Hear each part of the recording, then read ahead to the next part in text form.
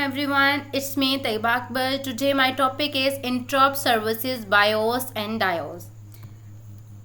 Firstly, I will tell you what is interrupt services and how it works. हमारे पास जो interrupt होता है basically ऐसा एक सिग्नल होता है जो कि हम अपने सीपीयू को देते हैं और सीपीयू अपना काम को रोक देता है, अपने काम को स्टोर करवा लेता है रजिस्टर्स के अंदर और उस पर अपनी वर्किंग करना स्टार्ट कर देते हैं। जो उसको सिग्नल्स आए होते हैं और उसे एग्जीक्यूट करवा देता है। In the short form is that, जैसे आप लोग एक कमरे में बैठे हो, आप अपने कमरे में अपना काम कर रहे हो, आपको कभी कोई डिस्टर्ब नहीं कर रहा, तो आपको कहते हैं थोड़ी देर बाद आपका दरवाज़ा नॉक करना स्टार्ट होता है। That is the signal, that is the interrupt for someone. तो आप क्या करते हो, अपने काम को सेव कर लेते हो और जाके जो इंटरप्ट सिग्नल्स आए होते हैं वो चेक करते हो, उस पर काम कर रहे होते हो। फॉर एग्जाम्पल आपकी मामा आपको बुला रही हैं तो आप वो कहते हैं वो खाना खाने चले जाते हो, मतलब कि आपने उस काम को एग्जीक्यूट कर लिए, ख़त्म कर लिया वो काम और वापस आके अपने काम को कंटिन्यू करना स्टार्ट कर देते हो। इसी तरह सेम हमारे पास इंटरप्ट जो सिग्नल्स होते हैं, यही सेम जो सिग्नल्स होते हैं सीपीयू के पास जाते हैं। सीपीयू जब अपना काम चुपचाप कर रहा होता है तो उसको सिग्नल्स दे रहा होता है। या तो वो सिग्नल हमारे पास हार्डवेयर से आएंगे या तो वो सिग्नल सॉफ्टवेयर से आएंगे या तो सीपीयू उसको खुद से जनरेट कर देगा। तो हमारे पास कुछ सिग्नल्स आते हैं सीपीयू के पास। सीपीयू क्या करता है, उन सिग्नल्स पे काम करने के लिए पहले जो अपना काम करंट टाइम पे कर रहा होता है उस काम को सेव कर लेते हैं रजिस्टर्स के अंदर, या तो फ्लैग रजिस्टर या सीएस या आईपी इन स्टैक्स के अंदर सेव कर लेता है अपने रजिस्टर्स को, अपने वर्क को, और उस पर कहते हैं वर्किंग करना शुरू कर देता है जो कि उसे इंटरप्ट सिग्नल्स आए होते हैं। हमारे पास कुछ यहाँ पे इंटरप्ट सिग्नल्स की कुछ टाइप्स हैं, that is hardware, software and exceptions interrupt. These all are the types of interrupt signals. अब हमारे पास सबसे पहले अगर मैं हार्डवेयर इंटरप्ट सिग्नल्स की बात करूँ तो हमारे पास जो हार्डवेयर होता है ये हमारे पास एक्सटर्नल डिवाइस होती हैं। इसमें हमारे पास keyboard, mouse, printer, CPU, hard disk, floppy disk, mouse, these all are the devices, hardware devices. अब जब मैंने कोई सिग्नल्स अगर तो मैंने हार्डवेयर के थ्रू देने हैं तो मैं क्या यूज़ करूँगी, मैं कहूँगी कि मैंने IRQ1 मैंने अगर जनरेट किया, इट्स मीन कि मैं किससे जनरेट करवा रही हूँ, अपने कीबोर्ड से एक सिग्नल जनरेट करवा रही हूँ थ्रू द सीपीयू के पास से वो जनरेट करवा रही हूँ कि सीपीयू मेरे इस कीबोर्ड की जो कमांड मैं आपको दे रही हूँ इसको पूरा करो। तो वो मैं कहाँ से करवाऊँगी, वो मैं IRQ से जनरेट करवाऊँगी। तो IRQ मेरे पास क्या होता है, ये एक इंटरप्ट रिक्वेस्ट सर्विसेज होती है जो कि हम लोग, अगर मैं 1 यूज़ कर रही हूँ ना तो मतलब कि वो कीबोर्ड की तरफ से आया। अगर तो मैं 0 यूज़ कर रही हूँ तो मैं टाइमर सेटिंग वगैरह का कुछ यूज़ कर रही हूँ। अगर तो मैं उसको 6 यूज़ कर रही हूँ तो मतलब कि मैं फ्लॉपी डिस्क के सिग्नल्स सीपीयू को दे रही हूँ। अगर तो मैं 12 यूज़ कर रही हूँ तो मतलब कि मैं अपने माउस से कहते हैं सिग्नल जनरेट करके सीपीयू को दे रही हूँ। These all are over specific keys using interrupt signal to give the CPU. हम ये सारे के सारे किसको जनरेट कर रहे होते हैं, सीपीयू को दे रहे होते हैं कि सीपीयू इस पे काम करो और हमें ये काम करके एग्जीक्यूट करके दो। अच्छा, अब हमारे पास कुछ इसी तरह से हमारे पास कुछ होती हैं सॉफ्टवेयर इंटरप्ट। सॉफ्टवेयर इंटरप्ट हमारे पास 3 तरह से होती हैं। हमारे पास 3 तरह से इंटरप्ट सर्विसेज होती हैं। First one is in 21 H, second one is in 10 H and third one is in 13 H. जो इन 21 एज होती है ना, ये मेरे पास किसको मैनेज कर रही होती है, disk operating system. DOS mean disk operating system को ये मैनेज कर रही होती है। और मेरे पास जो बायोस होती है, जो इन 10 एज होती है, ये किसको मैनेज कर रही होती है, मेरे बेसिक इनपुट आउटपुट सिस्टम्स को। और जो इन 13 होती है वो सेम यही काम करती है, ये भी हमारे पास ये डिस्क ऑपरेटिंग सिस्टम को मैनेज करती है। और जो मेरे पास इन 10 होता है वो वीडियो। अच्छा, अब मैं आप लोगों को एक चीज़ बताती चलूँ कि मैंने आप लोगों को बोला था हार्डवेयर के कि मैंने अगर कोई कमांड देनी है तो हार्डवेयर के थ्रू कमांड देनी है, मतलब कि मैंने कहते हैं अपने कीबोर्ड से कमांड देनी है, मैंने अगर 4 प्रेस किया या ए प्रेस किया है मैंने, तो मैं अपने कीबोर्ड से कमांड दे रही हूँ सीपीयू के पास। तो मैंने क्या लिखा, IRQ1 मीन्स के सीपीयू को पता चल गया कि कीबोर्ड से कमांड आई है। लेकिन आप लोगों ने कभी देखा होगा कि हम लोग जो कहते हैं असेंबली लैंग्वेज में प्रोग्राम यूज़ करते हैं, उसमें तो हमने कभी भी IRQ नहीं यूज़ किया, ना हम लोगों ने कहते हैं IRQ0 यूज़ किया है, ना 3 यूज़ किया, ना 6 यूज़ किया, ना 12 यूज़ किया। हम जब भी यूज़ करते हैं हम सिर्फ इंट थ्रू के यूज़ करते हैं। इंट हम आगे अगर प्रिंट करवाना है तब भी इंट यूज़ करेंगे, डिस्प्ले करवाना है तब भी यूज़ करेंगे इंट, हमने यूज़र से वैल्यूज़ लेनी है तब भी इंट यूज़ करेंगे, या यूज़र को वैल्यू देनी है तब भी हम इंट का यूज़ करते हैं। होता यहाँ भी इंट ही है, हार्डवेयर में भी इंट की कमांड से हम लोग अपनी वैल्यूज़ को सीपीयू तक देते हैं। लेकिन हम लोग पीछे से जो कहते हैं IRQ1 जो होता है वो सिमिलर काम इंट का कर रहा होता है, और इंट सिमिलर काम किसका कर रहा होता है, IRQ का। अगर मैंने अपने कीबोर्ड से कमांड देनी है ना, तो मैं क्या करूंगी, int 16H यूज़ करूंगी। सीपीयू को पता चल गया कि ये जो कमांड है ये कीबोर्ड से आई है, और वो जो int 16H है वो सेम काम IRQ1 का कर रही होती है। अगर मैंने टाइमर को सेट करना है या टाइमर की रिकॉर्डिंग करनी है या कुछ भी टाइमर का करना है, तो मैंने IRQ0 की जगह मैंने क्या करना है, int 1CH कमांड देनी है। तो सीपीयू को पता चल जाएगा ये जो मेरी कमांड आई है ये टाइमर की तरफ से आई है, या टाइमर को सेट करना है, या अलार्म वगैरह लगाना है, कुछ भी ऐसा करना है, या तो टाइमर के अकॉर्डिंग मुझे वीडियो रिकॉर्ड करनी है, तो वो उसको पता चल जाएगा कि मेरे पास जो int 1CH है वो टाइमर से आया, और जो int 1CH सिमिलर वर्क किसका कर रहा होता है, IRQ0 का कर रहा होता है। आई होप को समझ आ गई होगी कि हार्डवेयर और सॉफ्टवेयर की मेरे पास कुछ कमांड्स होती हैं, कुछ इंटरप्ट सिग्नल्स होते हैं जो कि हम सीपीयू को देते हैं। सीपीयू उनको फेच करता है और अपने काम जो करंट होता है उसको रजिस्टर्स में सेव कर लेता है, और फेच करने के बाद जो सिग्नल्स आते हैं उनको कहते हैं, उनके एड्रेसेस को पकड़ता है, और उनके एड्रेसेस को पकड़ने के बाद उन पर काम करना शुरू कर देता है। अब मैंने आपको यहाँ पे एक नई चीज़ बताई, वो एड्रेसेस को पकड़ता है। तो वो एड्रेसेस को कहाँ से लेगा, बेसिकली वो एड्रेसेस को IVT के पास से लेगा। IVT मेरे पास एक इंटरप्ट वेक्टर टेबल होता है जो कि रैम में होता है। रैम पे हमारे एड्रेसेस होते हैं। जब हमारे पास सिग्नल्स कोई आते हैं तो मैंने जैसे आप लोगों को मैं कंबाइन कर सिग्नल जो आते हैं, तो ये कम्बिनेशन होता है हार्डवेयर और सॉफ्टवेयर का, तो वो इनको देखता है, उन पे काम करना शुरू कर देता है। यहाँ पे मैं लास्ट पे आप लोगों को एक एग्जांपल यहाँ पे अगर ओवरऑल दूँ तो कुछ ऐसी दूंगी कि मैंने अपने कीबोर्ड से ए प्रेस किया और कीबोर्ड ने उसे कंट्रोल किया, कंट्रोल पैनल से कंट्रोल किया और उसे सीपीयू के पास जनरेट करवा दिया, और सीपीयू ने उस पर वर्किंग स्टार्ट कर दी। सिमिलर इसी तरह मैंने कहते हैं जो सॉफ्टवेयर है उसको int 21H कहा, और मैंने उसको कहा कि डायोस की जो है वो सर्विसेज मैनेज करो, और कहते हैं मुझे डिस्प्ले करवा दो। अब मैंने इन दोनों को कंबाइन करना है, हार्डवेयर को भी और सॉफ्टवेयर को भी। तो मैं क्या करूँगी, पहले कमांड दूंगी हार्डवेयर की, फिर मैं कमांड दूंगी सॉफ्टवेयर की। मैंने सबसे पहले जो कमांड है वो दी int 16H, that is the command of keyboard की तरफ से ये कमांड आई, कीबोर्ड की तरफ से ये सिग्नल्स आए। और फिर मैंने कहा कि इसको जो भी अगर मैंने कहते हैं लिखा है कि मेरे पास ए को प्रिंट करवाना है या फिर ए को मैनेज करना है, तो मैं क्या लिखूंगी, int 16H ए, आगे कॉमा लगा के ए लिख दूंगी कि इसको इस तरह इसमें स्टोर करके आगे इस पर वर्किंग करो। उसी तरह फिर मैं नीचे लिख दूंगी कि इसको int 21H करो। अब क्या करेगा सीपीयू क्या करेगा, प्रोग्राम में int जो 21H आया होगा ना उसको पकड़ेगा, उसको पकड़ने के बाद उसको हैंडल करेगा। उसको हैंडल करने के लिए वो कहाँ लेके जाएगा, IVT के पास। IVT क्या करेगी, उसका एड्रेस देगी। फॉर एग्जाम्पल उसका समझ लो कि उसका जो एड्रेस है वो 0084 है, या फिर XYZ या XXZZ, इस तरह के एड्रेसेस हैं। वो क्या करेगा, उन एड्रेसेस को पकड़ेगा, सीपीयू के पास जाएगा, सीपीयू क्या करेगी, उसको मैनेज करेगी, उसका जो भी काम होता है, उसकी जो भी वर्किंग है उसको वर्कआउट करेगी। वर्कआउट करने के बाद उसको रिटर्न कर देगी, किसको, यूजर को रिटर्न कर देगी, क्योंकि यूजर ने कहा है ना कि मुझे ये काम करके दो। अच्छा, अब रिटर्न जब काम करना है ना, हमेशा याद रखना वो रिटर्न होगा IRET, क्योंकि हम लोगों ने इंटरप्ट का रिटर्न करना है, सिंपल रिटर्न नहीं करना हम लोगों ने। तो हम लोग उसको रिटर्न कर देंगे और जो है CPU वो सिंपल वैसे ही वर्किंग करना स्टार्ट कर देगा।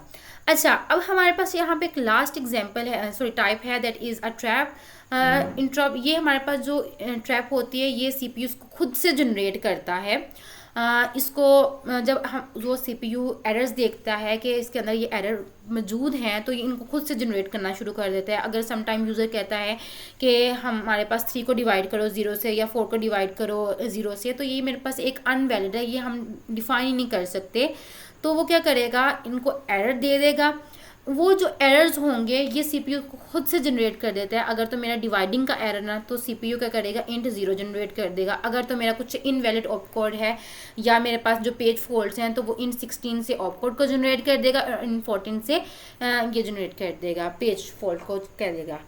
अब यहाँ पे देखा जाए तो यहाँ पे जो हमारा कॉन्सेप्ट होता है वो बेसिकली पुश एंड पॉप का ही चल रहा होता है। यहाँ पे कहते हैं मेरे पास मैंने क्या कहा, सिग्नल्स दिए, मतलब कि मैंने पुश कर दिया सिग्नल्स को, और फिर कहते हैं उन सिग्नल्स को किसने पकड़ लिया, CPU ने पकड़ लिया, और CPU ने क्या किया, उस पर काम कर लिया और उसको पॉप कर दिया और रिटर्न कर दी वैल्यू। तो यहाँ पे basically work push and pop का हो रहा है, वैल्यू ली, उस पर वर्किंग की और उसे रिटर्न कर दिया, पुश एंड पॉप का काम। तो ये हमारे पास कुछ इंटरप्ट सिग्नल्स होते हैं जो कि हम CPU को देते हैं। CPU क्या करता है, दैट टाइम अपना जो काम करता है उसको रोक देता है और जो सिग्नल्स आते हैं उनको फेच करता है, उन पे उनकी एड्रेसेस को देखता है, उनके एड्रेसेस पे जाके उनको काम करना शुरू कर देता है। आई होप आप लोगों को ये समझ आ गई होगी। कोई क्वेश्चन हो तो आप मेरे से फिजिकल क्लास में पूछ सकते हैं। I hope you understand to all the topic. Thank you.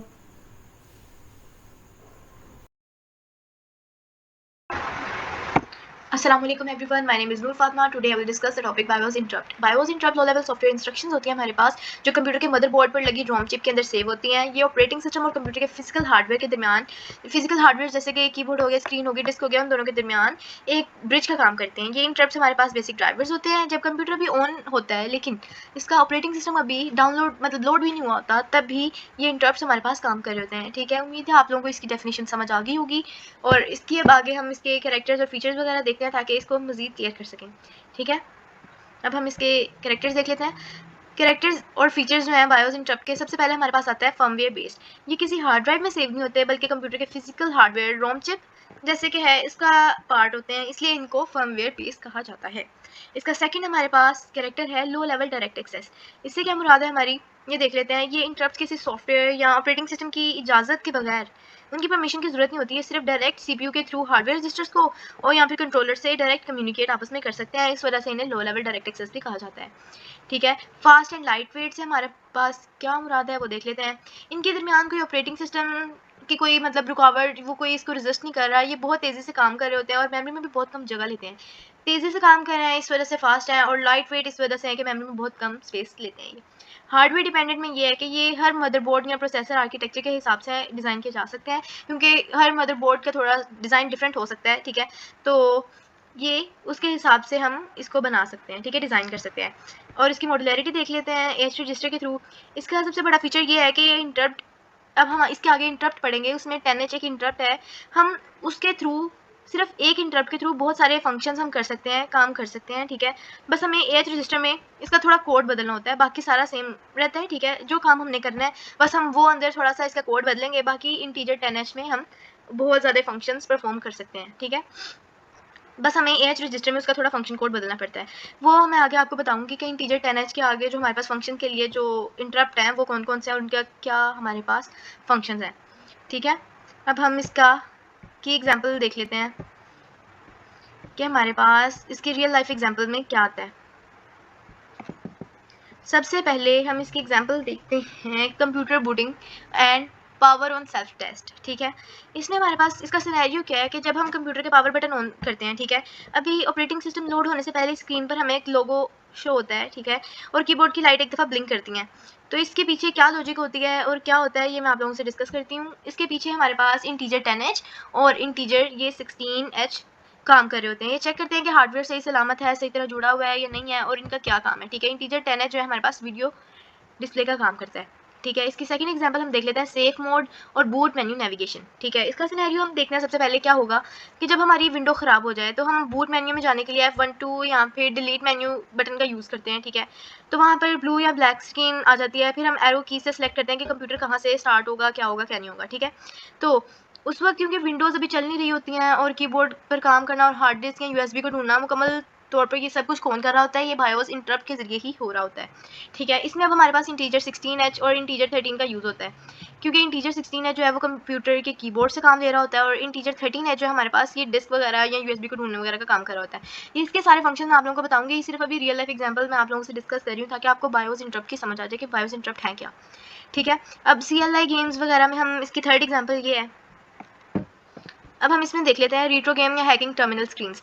अब इसमें क्या होता है हमारे पास, हम अगर कोई पुरानी कंप्यूटर गेम्स वगैरह पर जब हम टेक्स्ट एक एक करके टाइप कर रहे होते हैं, कर्सर अपनी पोजीशन खुद ब खुद बदलता रहता है। ठीक है, अब इसमें क्या हो रहा है हमारे पास, ये मैं आप लोगों की इसकी एग्जांपल एक दिखाऊंगी कि क्या हो रहा होता है। ठीक है, ये हम इसकी स्लाइड नंबर 5 में देखते हैं। अभी ये ना कर्सर को एक दफ़ा जब कोई करैक्टर प्रिंट हो जाता है ना, कर्सर आगे मूव कर जाता है। ठीक है, जैसे हम टाइपराइटर पे काम कर रहे होते हैं कि हमने एक बटन प्रेस किया और जो उसका कर्सर है वो आगे मूव कर जाता है। इसी तरह जैसे किसी हैकिंग मूवी में हम देख लें कि जब हम कोई मूवी देख रहे होते हैं उसमें कोई हैकिंग वगैरह का या इस तरह का कोडिंग वगैरह का सीन आता है, तो हम स्क्रीन पर देखते हैं कि हमारे पास टेक्स्ट चल रहा है, उसका कभी टेक्स्ट का कलर ग्रीन होता है, बैकग्राउंड चेंज होता है, तो वो कैसे होता है और किस तरह होता है, हम ये सब अभी डिस्कस करेंगे। ठीक है, तो उम्मीद है आप लोगों को ये वाली चीज़ें समझ आई होंगी। अब हम इसकी ये देखते हैं कि ये स्क्रीन का कलर कैसे चेंज होता है। सबसे पहले अगर हम देखें, पहले हम वीडियो डिस्प्ले का देखते हैं कि ये कैसे हो रही है हमारे पास। अब हम इसके इंटरप्ट्स के बारे में बात करते हैं। इंटीजर 10H जो है ये एक इंटरप्ट है जो कि वीडियो सर्विसेज का काम है, और ये स्क्रीन के साथ जितने भी काम हो रहे हैं जैसे मोड सेट करना, वीडियो चलाना, स्क्रीन क्लियर करना या फिर कैरेक्टर वगैरह लिखना, कर्सर को मूव करना या स्क्रीन को स्क्रॉल वगैरह करना, हर चीज़ इंटीजर 10H के थ्रू हो रही होती है। इंटीजर 13H जो है हमारे पास डिस्क सर्विसेज पे काम कर रहा होता है। ठीक है, जैसे कि हमारे पास ये फ्लॉपी डिस्क के लो लेवल कामों के लिए, जैसे डिस्क के से डाटा के चंक्स को रीड करना, डिस्क पर राइट करना या सिस्टम को रीसेट करना वगैरह। जैसे कि अभी हमने देखा था एग्जांपल में कि 13H यूज़ हो रहा था किस चीज़ के लिए, यूएसबी को ढूंढने के लिए। इसी तरह ही यहाँ पे भी इंटीजर 13H हमारे पास डिस्क सर्विसेज के लिए यूज़ हो रहा होता है। अब इनके जो है इंटीजर 16H, ये हमने पहले भी वहाँ पे भी देखा है कि कीबोर्ड सर्विसेज के लिए यूज़ हो रहा है कि कीबोर्ड की कौन सी की प्रेस हुई है, कौन सी नहीं हुई। ये भी डायरेक्ट इनपुट लेने के लिए यूज़ होता है, चेक करता है कि यूज़र ने कौन सी की दबाई है और कीबोर्ड का स्टेटस हमारे पास क्या है। इंटीजर 14H जो है ये सीरियल पोर्ट इसकी सर्विसेज हैं और कंप्यूटर के सीरियल पोर्ट्स। अब ये जो मैंने लिखा हुआ है RS-232, ये एक सीरियल पोर्ट है जो कंप्यूटर को स्टार्ट करने के लिए, मतलब इसे इनिशियलाइज़ करने के लिए और इनके ज़रिए डाटा को भेजने या लेने के लिए भी यूज़ हो रहा होता है। इंटीजर 14H इंटरप्ट जो अब ये इंटरप्ट है। ठीक है, इंटरप्ट 17H जो है प्रिंटर सर्विसेज के लिए काम कर रहा होता है। अब ये देखते हैं कि कैसे कर रहा होता है। कंप्यूटर के साथ जुड़े प्रिंटर एलपीटी पोर्ट जो होता है उसको चेक करने के लिए यूज़ होता है, और ये देखता है कि कंप्यूटर को स्टार्ट करता है सबसे पहले तो। ठीक है, उसको जो प्रिंटर है उसको स्टार्ट करता है और उस पर प्रिंटिंग का डाटा भेजने के लिए भी यूज़ होता है। ठीक है, इंटीजर 1H जो है ये हमारे पास सिस्टम की क्लॉक को रीड करता है और डेट और टाइम जो है वो उसको सेट कर सकता है। ठीक है, इंटीजर 15 जो है सिस्टम की सर्विसेज के लिए यूज़ होता है। ये एडवांस काम करता है सिस्टम के, जैसे कि हम इसको कह सकते हैं कि मेमोरी को एक्सटेंड करता है, उसका साइज चेक करता है, गेट कंट्रोलर या सिस्टम की कॉन्फ़िगरेशन को देखता है। कॉन्फ़िगरेशन से मुराद कि सिस्टम के स्ट्रक्चर को देखता है कि क्या है क्या नहीं है। ठीक है, अब उम्मीद है आप लोगों को ये वाले इंटरप्ट समझ आ गए होंगे। अब हम इंटीजर 10H के आगे देखते हैं कि कौन कौन से इंटरप्ट आते हैं, फंक्शन कोड कौन से होते हैं। अब 00H हमारे पास किस चीज़ के लिए यूज़ होता है, ये सेट वीडियो मोड। क्या मतलब है इसका कि स्क्रीन की रेजोल्यूशन और ग्राफिक मोड्स को बदलता है। ठीक है, 01H जो है कर्सर की शेप को डिसाइड करता है कि कर्सर मोटा होगा, पतला होगा या बिल्कुल हमने हाइप कर देना है। 02H कर्सर की पोजीशन को देखता है कि इसने कहाँ पर रहना है, टॉप लेफ्ट पे रहना है, टॉप बॉटम पे रहना है, मिडिल में रहना है, या फिर किसी कॉलम, कौन से कॉलम में जाना है, कौन सी रो में जाना है। 06H जो है हमारे पास ये स्क्रॉल अप के लिए यूज़ होता है और इंटायर स्क्रीन को क्लियर करने के लिए भी यूज़ होता है। 07H जो है हमारे पास स्क्रॉल डाउन करने के लिए यूज़ होता है। 09H जो है हमारे पास, हम अगर कोई कैरेक्टर को राइट कर रहे हैं और उसका एट्रीब्यूट हमारे पास क्या होगा कि उसका कलर क्या होगा। ठीक है, उसके कलर हम चेंज कर सकते हैं। 0H में सिर्फ हम उसका कैरेक्टर लिख सकते हैं लेकिन उसके हम कलर चेंज नहीं कर सकते। अब 0EH हमारे पास TTY मोड, टेलीटाइप मोड एक हमारे पास होता है। ठीक है, कि हमने किस टाइप में लिखना है, तो इसमें सिंपल कैरेक्टर प्रिंट होगा और कर्सर खुद ब खुद आगे चलता जाएगा। अब ये वाला जो कोड है मैं आप लोगों को प्रिंट करके दिखाती हूँ, पहले यहाँ पर समझ लें आप लोग। 0EH हमने एक कैरेक्टर राइट करना है। ठीक है, सिंपल, जिसमें कर्सर खुद ब खुद आगे जाता जाएगा। 41H को हमने एल में मूव करवाया और इसको, ये 41 है दरअसल हम आस्की में ए को कहते हैं। ठीक है, हमने इसको कन्वर्ट किया है और 00H से मुराद दिया कि हम पेज नंबर, मतलब कि हम फर्स्ट पेज पे 0 पेज पे रहेंगे। ठीक है, और 0FH और BL, इसका मतलब ये है कि हमारे पास ये सिंपल जैसे हम लिखते हैं ना वैसे ही होगा। 0 मैं आपको दिखाती हूँ इससे क्या मुराद है। अब ये वाला काम हमारे पास हेल्पफुल होगा, ये टेबल। अब हम इसका कलर चार्ट देखते हैं कि ये कैसे काम करता है। हेक्सा कोड में 0 1 2 ये सब हमने नंबर लिखे हुए हैं और इनका कलर कौन सा आगे ये कलर लिखे हुए हैं। 0 रिप्रेजेंट करता है ब्लैक को, 1 रिप्रेजेंट करता है ब्लू को, 2 रिप्रेजेंट करता है ग्रीन को, 3 सैंड को, 4 रेड को, 5 मैजेंटा को, 6 ब्राउन को, 7 वाइट को, इसी तरह ये सारे हैं। ठीक है, अब इसमें हमारे पास क्या मुराद है, ये हमने कलर कैसे लिया है ये अब हम कोड में भी देख सकते हैं। अब अगर यहाँ पर 0FH लिखा हुआ है, 0 में हमने क्या पढ़ा था, 0 से क्या मतलब है ब्लैक का और F से क्या मतलब है ब्राइट वाइट का। तो जैसे हमारे पास आउटपुट स्क्रीन आती है सेम वैसे ही हमारे पास आउटपुट आएगा। कैसे आएगा, क्योंकि 0 ब्लैक है।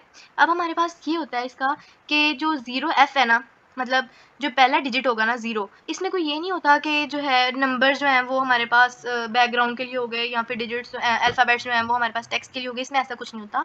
इसमें जो पहला डिजिट होता है ना वो हमारे पास बैकग्राउंड को रिप्रेजेंट कर रहा होता है और जो सेकंड डिजिट होता है या अल्फ़ाबेट होता है जो भी होता है वो हमारे पास इसके टेक्स्ट को डिसाइड कर रहा होता है। ठीक है, और इंटीजर 10h हमने यहाँ पे इसलिए लिखा है कि बायोस फंक्शन कॉल हो रहा है। इंटीजर 10h को हमने आगे कॉल किया और उसके ये वाले सारे फंक्शन आगे हमने इनको कॉल किया। सबसे पहले इंटीजर 10h कॉल किया और ये फिर आगे हमने इंटीजर 10h के फंक्शंस को यूज़ किया कोड में।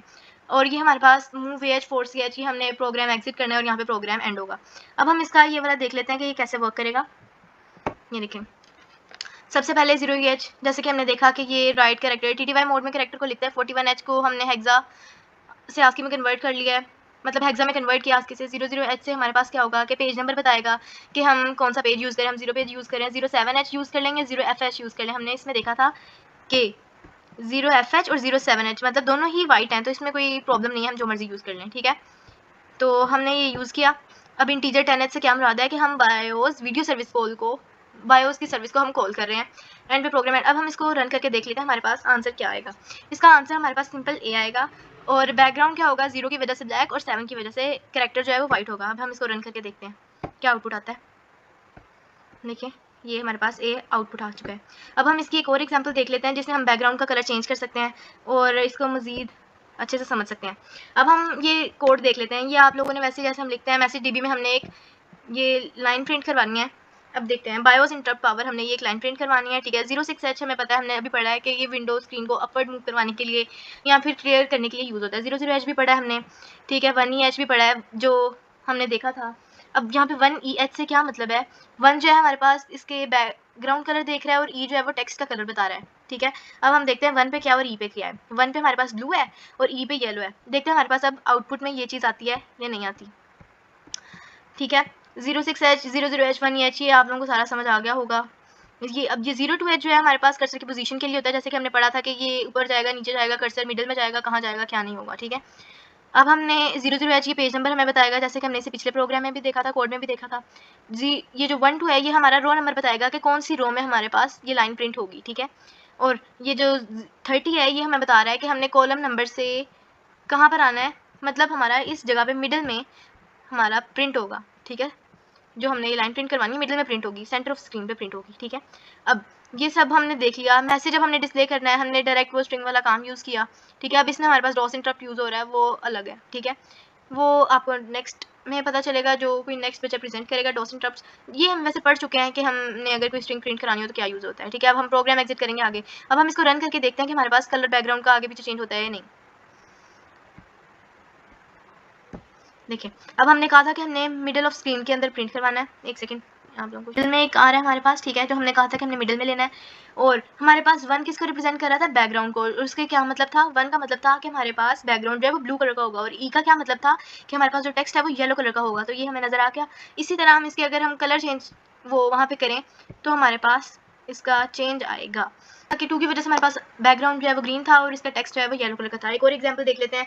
अगर हमने बैकग्राउंड इसका येलो नहीं करना, हमने इसका बैकग्राउंड अगर हम ब्राउन करते हैं तो देखते हैं क्या आउटपुट आता है हमारे पास। तो ब्राउन में हमारे पास हम देखते हैं कि कहाँ पे था ब्राउन, हमारे पास 6 पर था। तो हम इसको यहाँ पे प्रिंट करके देखते हैं क्या आता है। बैकग्राउंड हमारे पास ब्राउन हो गया और टेक्स्ट का कलर येलो हो गया। इसी तरह ये सारा हम हर तरह से कर सकते हैं। ठीक है, उम्मीद है आप लोगों को समझ आई होगी। Thank you so much. और मैंने अपना पूरा 100% दिया। उम्मीद है कि आप सबको क्लियर हो गया होगा। अगर कोई क्वेरी हो तो आप लोग मेरे से पर्सनल में पूछ सकते हैं। थैंक यू, अल्लाह हाफिज़। Assalamu alaikum everyone. My name is Mitha Fatma and my group members are Noor Fatma, Afia Zainab and Aqsa Khalil. And I am going to present the topic of the DOS interrupts integer 21H. ये integer 21H is the main DOS interrupt use for operating system services. ये DOS का सबसे important interrupt services है। इसके through हम keyboard से input करवाते हैं और स्क्रीन को आउटपुट करवाते हैं और फाइल हैंडलिंग और प्रोग्राम को टर्मिनेट करवाते हैं इसके ज़रिए से। प्रोग्राम पहले AH रजिस्टर में फंक्शन को स्टोर करता है, इंटीजर 21H को कॉल करके हम इसको एंड करते हैं, इसको स्क्रीन पर प्रिंट करवाते हैं। इसके कीवर्ड्स में हमारे पास ये आता है कि DS सर्विस प्रोवाइड करता है और AH रजिस्टर फंक्शन नंबर को स्टोर करता है। इनपुट आउटपुट ऑपरेशन के लिए यूज़ होता है ये। असेंबली लैंग्वेज में बहुत इंपॉर्टेंट होता है ये। इसके the important functions of integer 21H जो है वो ये हैं। AH01H ये रीड करता है जो हम एंटर करते हैं कीबोर्ड के ज़रिए से। ये फंक्शन कीबोर्ड से एक कैरेक्टर लेता है, दैन इसको स्क्रीन पर प्रिंट भी करवाता है और इससे पहले वो उसको AL रजिस्टर में स्टोर करवाता है। AH02H जो है वो डिस्प्ले करता है सिंगल कैरेक्टर को स्क्रीन पे। DL रजिस्टर में सबसे पहले कैरेक्टर को हम स्टोर करते हैं, दैन वो स्क्रीन पर प्रिंट हो जाता है इंटीजर 21H के ज़रिए से। ओके, फिर AH09H आता है, वो करता है डिस्प्ले अ स्ट्रिंग, जो है वो उसको प्रिंट करवाता है स्क्रीन पर, but with the dollar sign. Without dollar sign it can be print. इसके बाद हमारे पास आता है AH4CH। ये टर्मिनेट करता है प्रोग्राम को एंड देन रिटर्न करता है कंट्रोल DOS को। प्रोग्राम फिनिश होने के बाद ये कंट्रोल DS को वापस देता है। AH0H जो है वो रीड करता है उस इनपुट को जो हम एंटर करते हैं कीबोर्ड से। ये कोई कैरेक्टर या सिर्फ वर्ड नहीं होता, ये सेंटेंस भी हो सकता है पूरा। ये पूरा सेंटेंस को हम इनपुट करते हैं एंड देन इसको रीड करते हैं, इसको जो है वो स्टोर करता है और इनपुट मेमोरी जो होती है वो बफर में स्टोर होती है।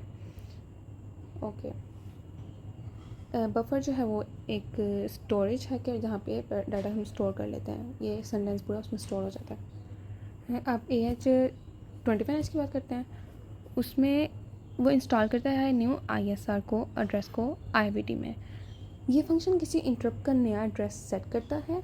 जब इंटरप्ट कॉल होगा तो CPU नया ISPR पर जंप करेगा। कस्टम ISR इंस्टॉल करने के लिए यूज़ होता है और IVT को मॉडिफाई करता है। ये AH35H get the address of the interrupt services routine from IVT। ये एग्जिस्टिंग ISR का एड्रेस रिट्राइव करता है and then address ES ratio BX register में रिटर्न होता है और ये डीबगिंग के लिए यूज़ होता है। नेक्स्ट AH3CH है। ये करता है क्रिएट न्यू फाइल को और ट्रांकेट करता है एग्जिस्टिंग फाइल को। ये DOS फंक्शन न्यू फाइल बनाता है और अगर फाइल पहले से एग्जिस्ट करे तो उसका ओल्ड डाटा रिमूव कर देता है। फाइल हैंडलिंग के लिए ये बहुत इंपॉर्टेंट होता है और फाइल हैंडल जो है वो AX में वैल्यू को रिटर्न करता है। DOS एप्लीकेशन में ये यूज़ होता है। देन AH3DH है। ये करता है ओपन एक एग्जिस्टिंग फाइल को।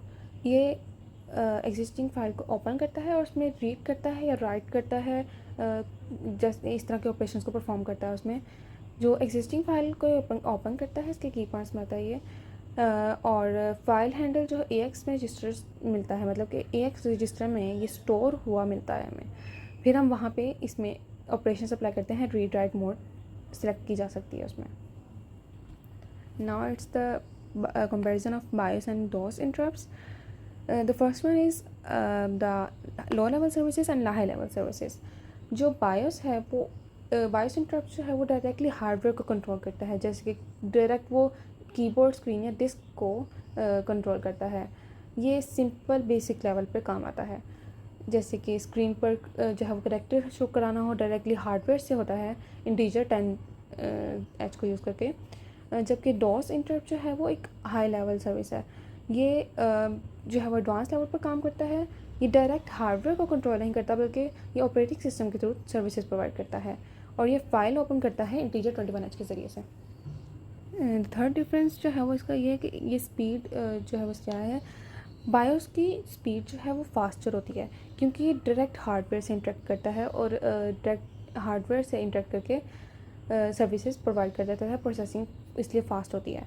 जो कि डॉस है वो इंटरप्ट करता है ओएस के थ्रू, तो इसलिए जो है वो ये थोड़ा डिले कर देता है काम को, और इसकी वजह से थोड़ी ये इसकी सर्विसेज थोड़ी स्लो होती हैं। नेक्स्ट हमारा अवेलेबिलिटी का डिफरेंस है। जो बायोस है वो ऑलवेज़ अवेलेबल होता है, क्योंकि रोम बायोस जो है वो स्टोर करता है ताकि वो हमेशा अवेलेबल रहे, परमानेंटली वो स्टोर होता है। और जो कि डॉस है वो जो है वो परमानेंटली स्टोर नहीं होता, उसको हमें दोबारा इंस्टॉल करना पड़ता है चलाने के लिए।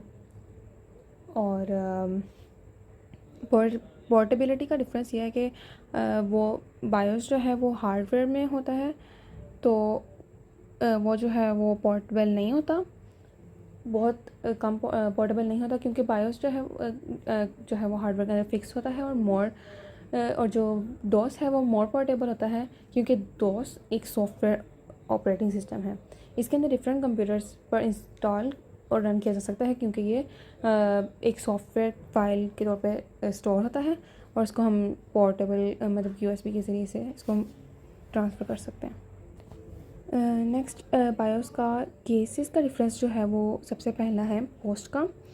पोस्ट में जो है वो बायोस चेक करता है कि हार्डवेयर सही से काम कर रहा है कि नहीं कर रहा, और बूटिंग सेक्टर में वो ऑपरेटिंग सिस्टम को लोड करता है, और ड्राइवर्स में वो बायोस जो है वो हार्डवेयर को रेडी करता है यूज़ के लिए।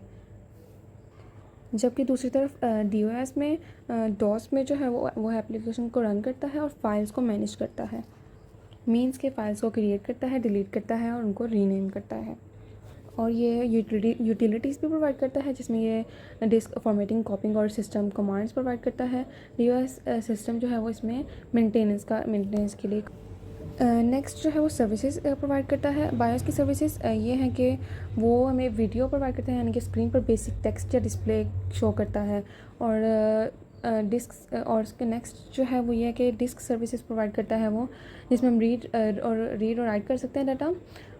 और कीबोर्ड सर्विसेज में हम कीबोर्ड से इनपुट सर्विसेज रिसीव करता है ये। और इसी तरह ऑपोजिट में डॉस में फाइल इनपुट आउटपुट सर्विसेज में ये जो है वो फाइल को रीड करता है, राइट करता है, क्रिएट करता है, डिलीट करता है, उस पर ऑपरेशन अप्लाई करता है। जबकि स्ट्रिंग सर्विसेज में देखें तो वो स्ट्रिंग को मैनेज करता है, टेक्स्ट को या स्ट्रिंग्स को मैनेज करता है। और मेमोरी सर्विसेज में ये मेमोरी एलोकेट करता है डाटा को स्टोर करने के लिए। Thank you.